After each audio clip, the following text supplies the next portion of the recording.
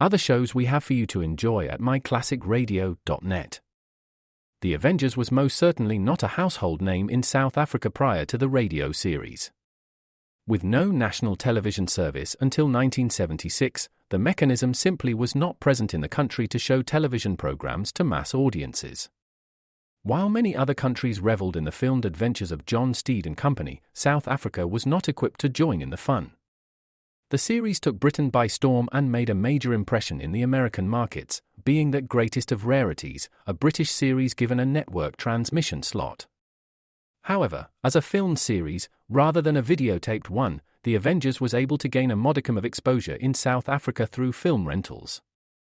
Come and listen at myclassicradio.net. Your Coca-Cola bottler presents Claudia, based on the famous play and novels by Rose Franken. Brought to you transcribed Monday through Friday by your friendly neighbor who bottles Coca-Cola. Relax, and while you're listening, refresh yourself. Have a Coke.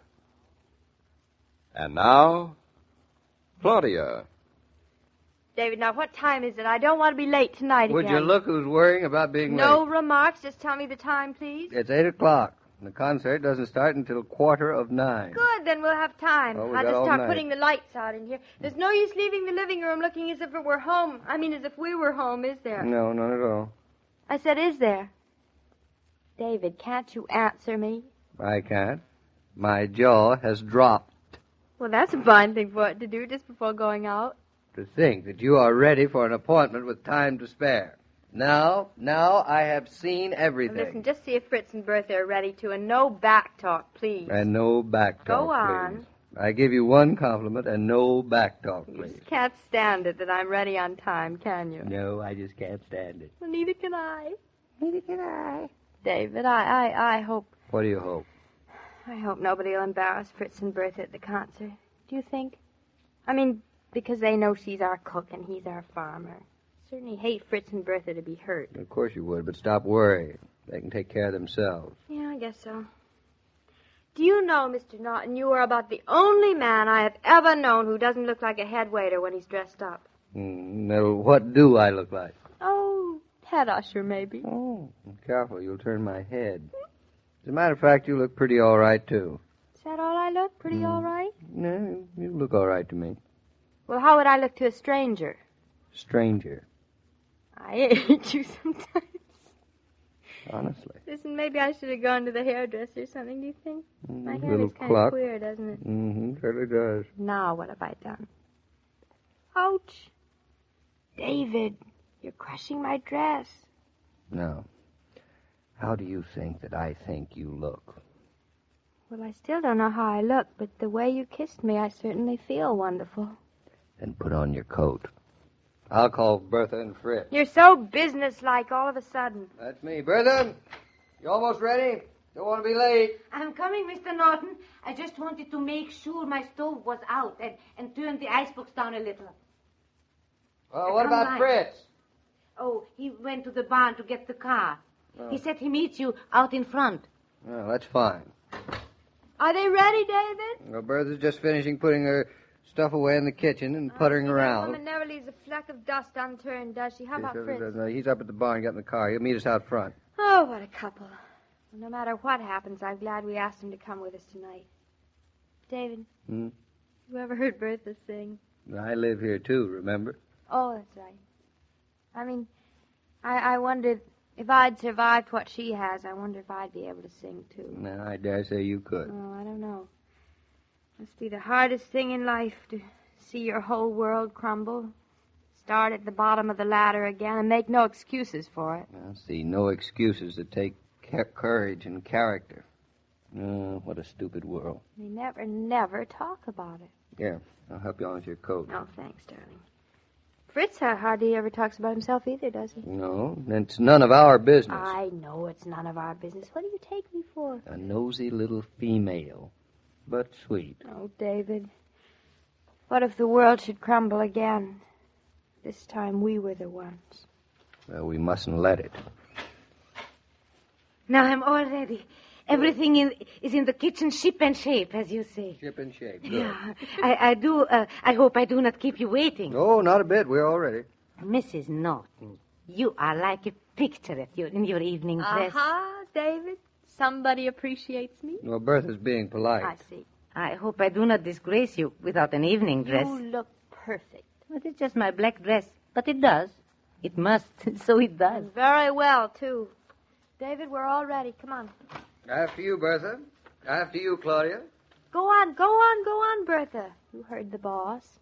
Oh, when he's this way, bossy, I never feel he's the boss. I see what you mean. Here, I'll lock the door. Here I am, Mr. Norton. Oh, good. In the car. The motor is running.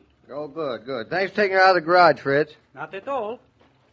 Fritz is a little too big for his dark suit now. I was just thinking, he looks very handsome. Yeah. He bought it when he was still superintendent in New York. Oh. Now he's stronger than he was. More muscle, you know. It builds a man up to do outside work, so Fritz is too big for his suit. But I'm very happy about it. So are we. Would you like me to drive, Mr. Norton? No, not at all. You and Bertha get in the back. I'll drive. He always has to run everything, you know. All husbands do. You talk too much, Mama. Get in the car. Oh, Fritz, I'm old enough to know what I do. You don't have to tell me everything. As you said, all husbands do, Bertha.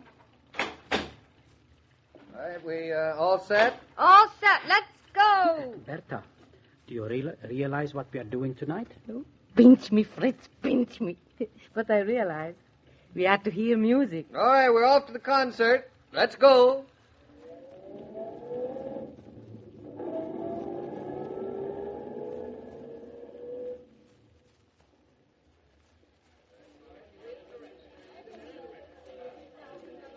Goodness, the lobby's certainly crowded, isn't it? Sure. What a very dressed-up business this is, Mrs. Norton. Yes, I had no idea it'd be so fancy, Bertha. I guess everybody likes to show off once in a while. Look, there is Johnny Tucker over there. Oh, see? yes. See in the corner. His huh? Sunday suit on, what do you know? Yeah. All his teeth, too. David, you see... Where's David? Where'd he go? Oh, he and Fritz are looking at the photos and paintings on the wall. Oh, yes, I see them now. Yeah. Mr. Norton is handsome. How'd you know what I was thinking? You had it in your eyes.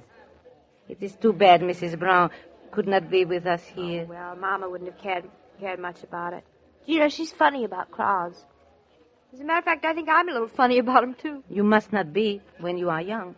You must go out much. Home's too nice. Well, darling, hasn't everybody turned out in great style? Frankly, I never suspected Eastbrook had so many evening clothes in its closet. I smell mothballs. Hush up, you. Bertha, there is a picture there on the wall you would like very much to see. What is it of, Fritz? Come and you will see. Tell me first before I come. Like a woman. It is a picture by an American soldier of Bodensee. We were there once, remember, on our marriage. Yes, I remember. Now I prefer to see Texas. But come, show me, Fritz. Take my hand. I don't want to lose you in the crowd. You have not lost me yet. You will have not no such luck. How you talk, just like an American woman. You thinking what I'm thinking, Mr. Norton? I wouldn't be surprised, Mrs. They're Norton. like two children the night before Christmas. The children with sadness in their eyes. Oh, there you are. I thought I saw you come in the door, and here you are. Oh, hello, Mrs. Reed. Good evening. Good evening. We haven't seen you since summer, Mrs. Reed. Well, winter, you know, I moved back to town. Oh, Couldn't yes. bear winter up here. It's so bleak and dull. But this being the big local social event, I thought I'd drive up and see some of my friends. Charming, isn't it? Yes, charming. So quaint. So many dear people here tonight. Of course, I don't know everybody, but the nice people are here tonight, too.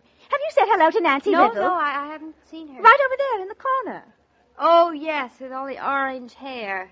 You have to say hello to her, David. We do. Why? David. You know, I've gotten very good. I know quite a lot of the local citizenry now. How nice. So amusing. Such a new outlook.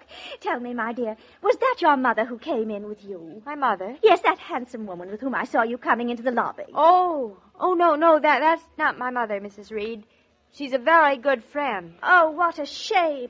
Oh, my dear, I meant I know your mother must be handsome, too, but I like this woman's face and her carriage, something quite aristocratic and dignified about her. Well, she is a rather special person. New to Eastbrook. Yes, quite.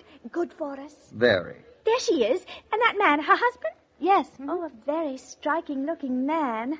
There aren't many people like that left in the world, are there, my dear? No, there certainly aren't. And especially in Eastbrook. I'm afraid I'm not en rapport with country people, are you? Quite. You'll introduce me, won't you? Why, We'd be very happy to, Mrs. Reed. Oh, Very. there's Nancy Riddle now. Oh, dear, what a dreadful lavender dress she's wearing. And with her orange hair. Still, I must talk to her. Will I be seeing you in the intermission, my dear? Why, yes, probably. Good. I'll be looking forward to it. Bye-bye. She won't see us if I see her first.